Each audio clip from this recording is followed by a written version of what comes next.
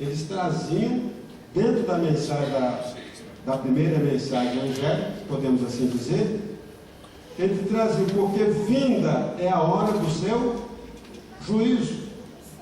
Então esta ênfase dada ao juízo é que realmente despertou o interesse de uma grande massa de pessoas. O ponto interessante desta profecia que nós precisamos atentar é que ela ocorreu no período devido. No tempo que era para acontecer, ela aconteceu. Ela não poderia ser dada antes e nem também depois. E no plano de Deus, quando Ele traça uma profecia, os planejamentos de Deus, os propósitos de Deus, não conhece nem adiantamento e nem atraso. Sobre este juízo, o profeta Daniel, no capítulo 7 do seu livro, ele faz abordagem. Nós não vamos ler, porque o nosso assunto aqui, nós não vamos abordar o assunto do juízo. Eu quero tão somente que vocês vejam que o profeta Daniel abordou acerca do juízo, no capítulo 7, no verso 9 e 10, trazendo aqui a visão do juízo. Essa aqui é a visão do juízo, pela qual a profecia de Apocalipse aborda. Temer a Deus e dar-lhe glória, porque é vinda a hora do seu juízo. E o juízo é esse daqui. E se vocês lerem o verso 13 e o verso 14, então vocês vão ver aqui justamente Jesus chegando ao Pai, para então entrar nesse processo de julgamento. E logo em seguida nos diz, verso 14, esse nós vamos ler: e foi-lhe dado o domínio e a honra e o reino, para que todos os povos, nações e línguas o servissem. Seu domínio é um domínio eterno, que não passará, e o seu reino, o único que não será, o nunca será destruído. E no verso 18 do mesmo capítulo diz: mas os santos do Altíssimo receberão o reino, e possuirão o reino para todo sempre, e de eternidade em eternidade. Esta foi a profecia de Daniel no capítulo 7. E esta profecia aqui, agora atenção para nós adventistas, ela é de muita importância, porque o assunto do juízo investigativo não é aceito popularmente pela teologia. Somente a teologia adventista aceita essa questão de um juízo pré-advento, um juízo que acontece antes da volta de Jesus. Por isso é importante nós estudarmos isso aqui. E num livreto muito importante, não sei se todos aqui têm, mas eu recomendo vocês comprarem e estudarem, é muito importante, é de um pastor adventista. Ele ali aborda justamente a questão de 1844, uma explicação concisa da profecia de 1844. Quantos aqui tem esse livro? Ele não tem, mas quem? Compre, estude, é um livro bem fininho, é barato, dá para todo mundo conseguir. Ele fez uma abordagem do juízo investigativo só dentro da Bíblia.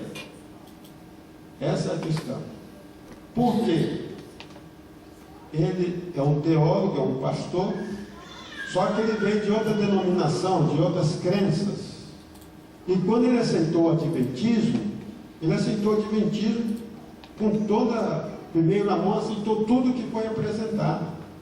O espírito de profecia, juízo investigativo, as 2.300 tardes e manhãs e tudo mais.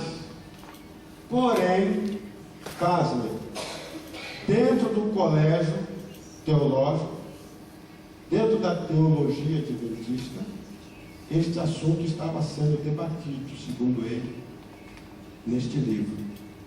E essa crença de 1844 não estava sendo aceita pela grande maioria dos teólogos.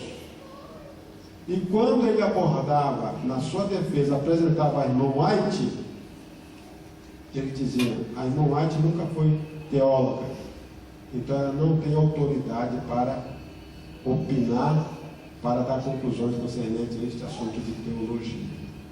Por isso, então, ele resolveu aprofundar no assunto, estudar o assunto e passar, então, através desse livreto, só dentro da Bíblia, apresentando dentro da Bíblia.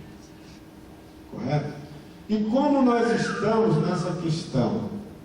Qual é realmente o nosso pensamento acerca do juízo de investigação? Acerca de 1844, acerca do grande movimento. Então, o grande movimento adventista, o que me trouxe assim uma grande alegria,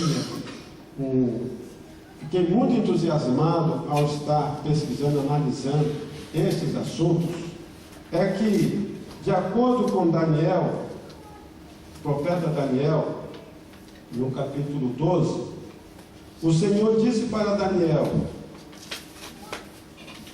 o seguinte, verso 9. Outros versos estão relacionados a isso aqui, não quero só ler esse daqui, para que nós possamos entrar justamente na pauta. Ele disse: vai, Daniel, porque estas palavras estão fechadas e seladas até quando? Hein? Até o tempo do fim. Essas palavras estão seladas até o tempo do fim.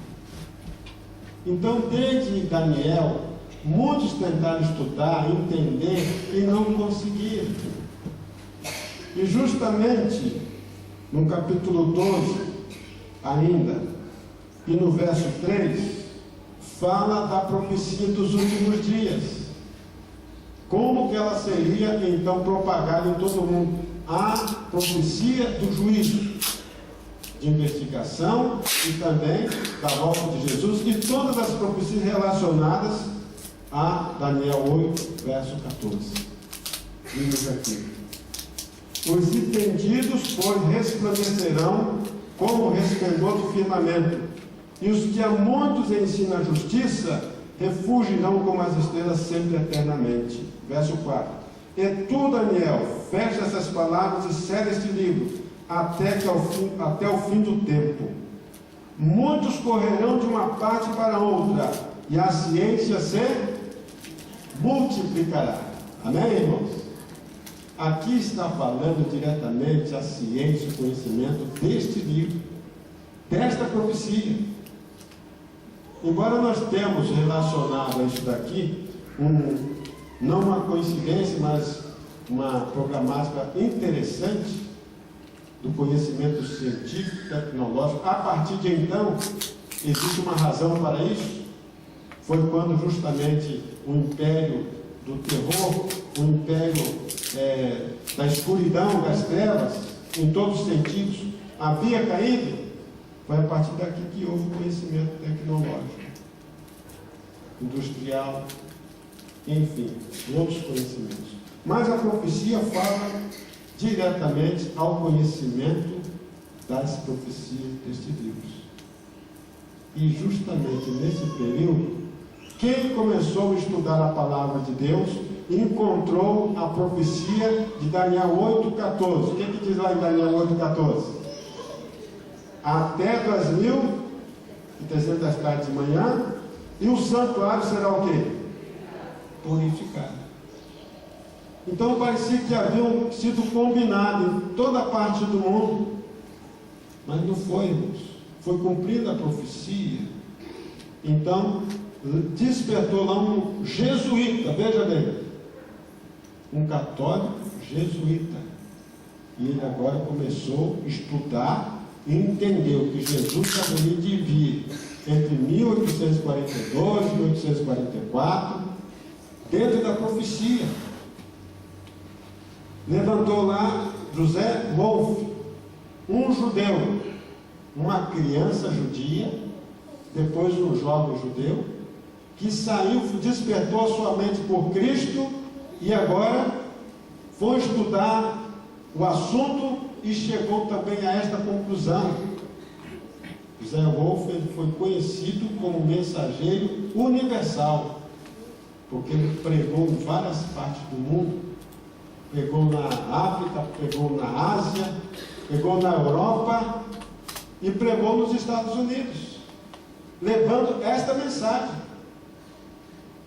Então o despertamento foi um despertamento num período em que não havia Twitter, não havia Facebook, não havia internet, e as pessoas estavam pregando em várias partes do mundo a mesma mensagem, se despertaram para a mesma mensagem. E por isso aqui surgiu um grande movimento mundial.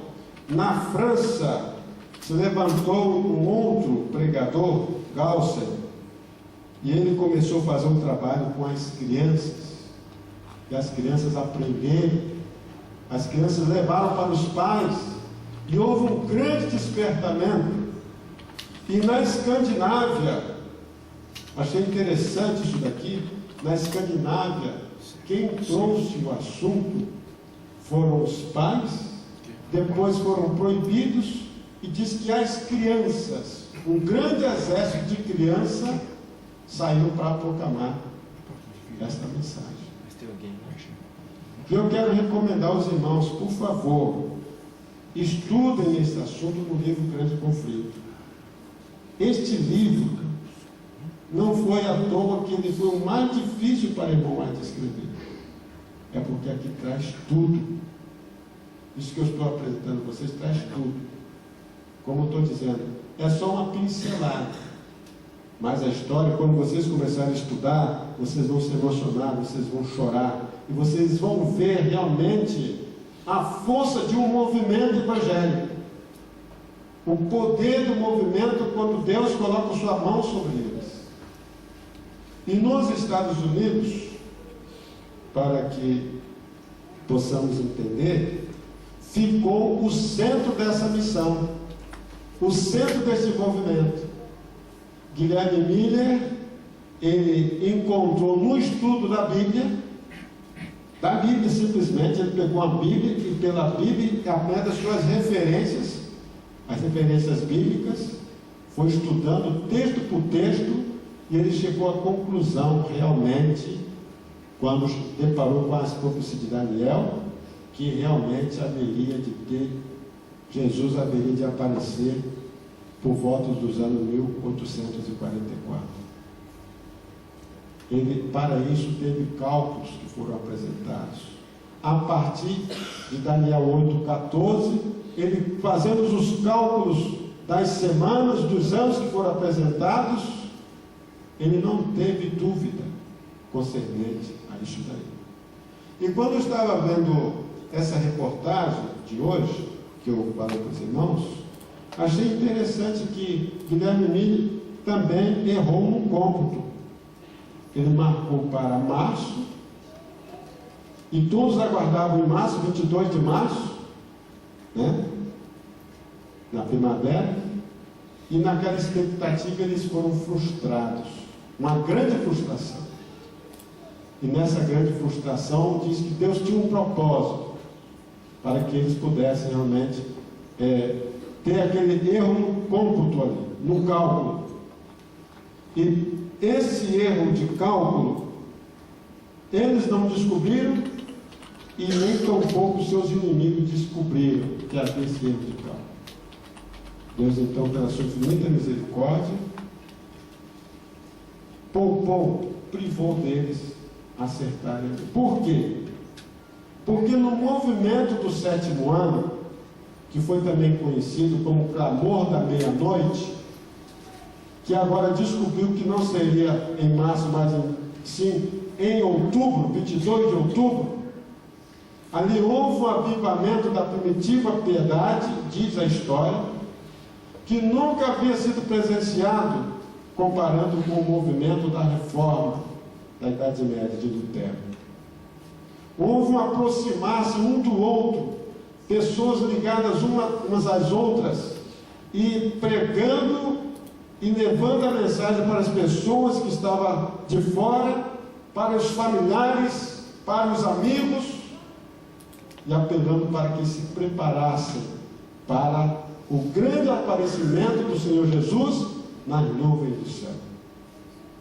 Esse, queridos, foi um movimento que vale a pena nós lermos e relemos esta história, porque esta experiência, ela está profetizada.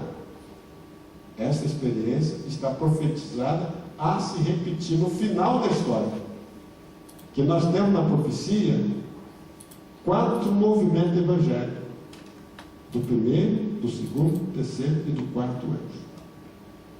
E nós precisamos de estar enquadrado dentro do fundamento e da expectativa desse movimento. Não perder o fio deste movimento. Qual foi o objetivo que o Senhor então suscitou este movimento adventista neste período para trazer esta mensagem? Como nós já vimos, só poderia vir no tempo propício, no tempo do fim. E o tempo do fim seria calculado dentro do período das 2.300 tardes e manhãs, traduzindo 2.300 anos, a partir de Daniel 9, que indica ali o início da contagem desse tempo, 457 a.C., e culminando em 1844. Esse foi o entendimento. Antes disso, não tinha razão de pregar sobre o juízo final, sobre a vinda de Jesus. E para eles, pela sua teologia, a teologia protestante, que até hoje adere desse pensamento, o juízo final, culminando com a volta de Jesus, era justamente a purificação do santuário.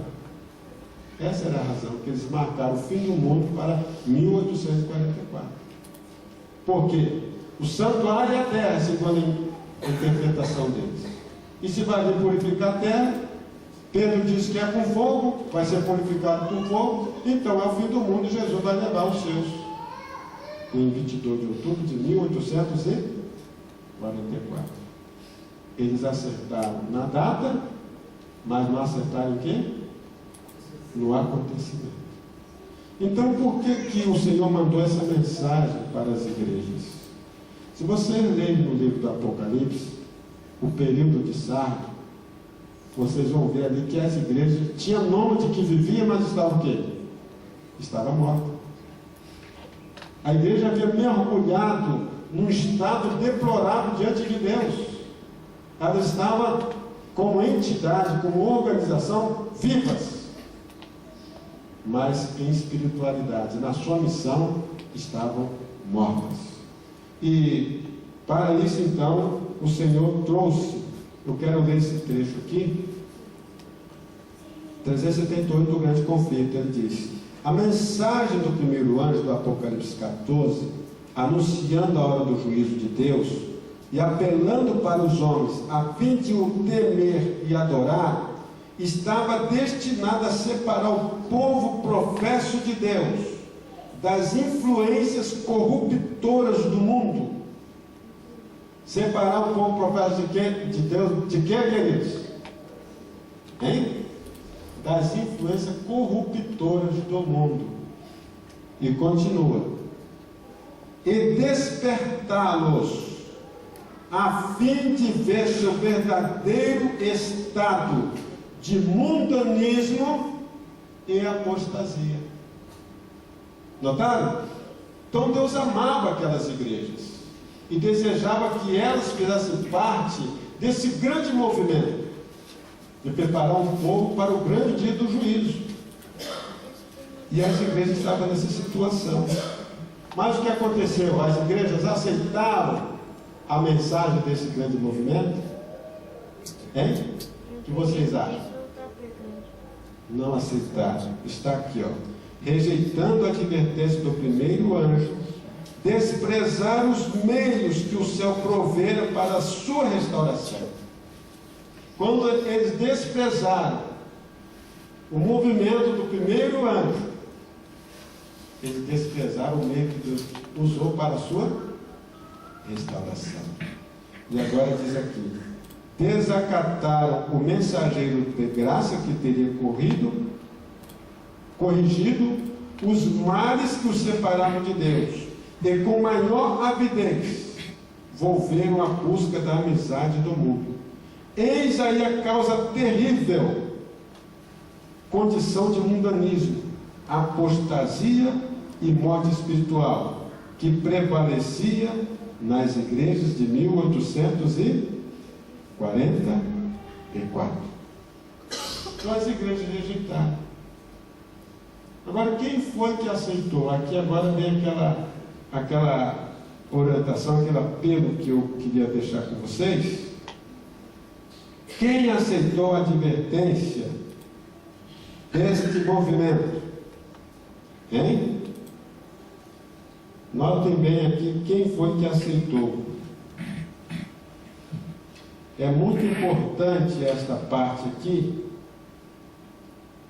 Diz-nos o seguinte: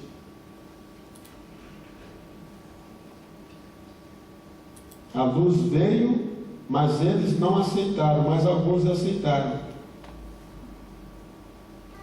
Alguns ministros puseram de lado suas ideias e sentimentos sectaristas e renunciando a seus salários e suas igrejas, uniram-se na proclamação da vinda de Jesus. Houve, entretanto, relativamente poucos ministros que aceitaram esta mensagem. Foi, por conseguinte, confiada em grande parte aos humildes leigos, lavradores, deixava os campos, mecânico as ferramentas, negociante as suas mercadorias, profissionais os seus cargos. Não obstante, o número de obreiros era pequeno em comparação com a obra a ser empreendida. A condição de uma igreja ímpia e um mundo jazendo na maldade pesava na alma dos verdadeiros atalaias. Então, os humildes, os trabalhadores braçais, eles aceitaram. E por que eles aceitaram a mensagem desse grande movimento? Os mais humildes, página 371, anote essa página, diz aqui: os mais humildes e devotos nas igrejas eram geralmente os primeiros a receber a mensagem. Eu fiquei muito feliz com a expressão do pastor Davi Paes Silva na sua apresentação ali na Santa Consagração. E é uma realidade. Ele disse que a igreja começa com um movimento. Começa com um movimento, depois se transforma em quê? Em igreja, e depois torna-se o quê? Organização. Uma organização. Movimento é isso daqui. Movimento que propaga, tem uma missão e propaga uma mensagem. Então, no meio das igrejas e das organizações até então evangélicas e cristãs, surgiu este movimento, o movimento do Advento. E nos diz aqui que participaram deste movimento poucos ministros. Porém, foi composto daqueles mais devotos nas igrejas. E, em geral, os primeiros a receber a mensagem. Olha que coisa interessante. Os que estudavam por si mesmo a Escritura Sagrada não podiam deixar de ver o desacordo das opiniões populares com os textos sagrados referente à profecia. Aqueles que estudavam a Bíblia Sagrada por si mesmo, queridos, eles não eram teleguiados, eles não ficavam confiando na organização, no corpo ministerial. Eles estudavam por si mesmo a Escritura e, comparando a mensagem do grande movimento com o que estava na Bíblia, chegaram à convicção: esse movimento é de Deus, e aderiram ao movimento. E diz mais: onde quer que o povo não fosse dirigido pela influência do corpo ministerial, onde quer que por si mesmo investigassem as Escrituras, a doutrina do advento precisava apenas ser comparada com as Escrituras para estabelecer a autoridade divina. Amém, irmãos? Então eu acho muito importante essa parte do poder do grande movimento. Ninguém estava indo ali acompanhando porque a grande parte estava indo, não estava indo. Aqueles que saíram de suas igrejas, foram expulsos ou saíram, é porque eles estudaram a Bíblia e tinham uma convicção religiosa. Chegaram à conclusão: esse povo é o povo de Deus. E agora eles proclamaram com todo fervor, com toda a ênfase, a verdade do juízo vindouro, a verdade do juízo que estava na iminência, o juízo que estava já para acontecer, e cumprindo a profecia, queridos, do santuário celestial. Vocês notam que antes do juízo, antes do dia da expiação, o que acontecia no dia 1º do 7º mês? O que acontecia no dia 1º do 7º mês? 10 dias antes do dia da expiação, o dia do juízo. O que acontecia? A festa das trombetas, que preparava o povo para o dia 10, dia da expiação. E o movimento do advento, o grande movimento adventista, propagando a vida de Jesus para 1844, 22 de outubro, começou justamente quando? Em alta voz, em 1833. 10 anos. Note bem. Não é coincidência, irmãos. É programa divino. Quando Deus programa, as coisas acontecem. Guilherme Mille passou 14 anos esperando para dar a mensagem, para que chegasse o tempo, para que ele pudesse realmente levar a mensagem a todos os campos missionários do mundo. Então, queridos, a força da mensagem, o juízo investigativo, é uma abordagem que teremos a seguir na próxima palestra. É um assunto que veio a partir desse grande movimento adventista. Notem bem, um grande movimento adventista. Depois que surgiram o movimento adventista do 7º dia, a força dele deveria estar baseada aqui, no grande juízo de investigação, e tudo que estivesse relacionado com ele. E nós precisamos, nesta semana de oração, realmente enfocar todas as implicações, tudo que está relacionado a isso, porque é uma questão de vida ou morte.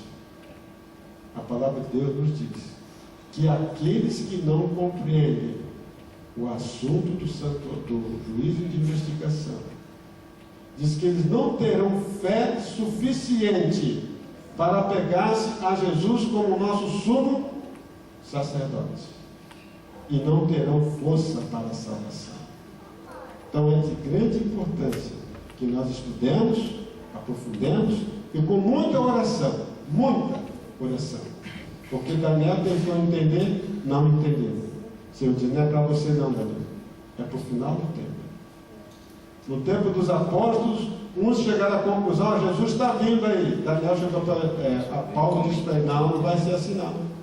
Ainda vai vir o nome do pecado, vai vir o fim da petição. Ele estava apresentando para ele o cronograma, o planejamento divino através das profecias. E para nós, querido, o tempo chegou mesmo. Não temos mais nenhuma profecia mais para frente, depois do juízo de investigação. Daniel 8, verso 14, diz o quê? Até 2300 tardes e manhãs. Depois disso, o que vai acontecer? O santuário será purificado. Depois que o santuário for purificado, o que vai acontecer? Jesus volta. Tá? Não existe mais. Então, o nosso período é um período de grande privilégio, mas de grande responsabilidade. Grande responsabilidade. É um momento solene que nós estamos vivendo. Que Deus nos ajude, nos abençoe, que possamos realmente criar um grande despertamento de estudo da palavra de Deus. Vamos estudar, queridos, a palavra de Deus. Vamos orar juntos para que possamos compreender esse magno assunto. Estamos selados quando o nosso nome for chamado no grande juízo de investigação. Amém?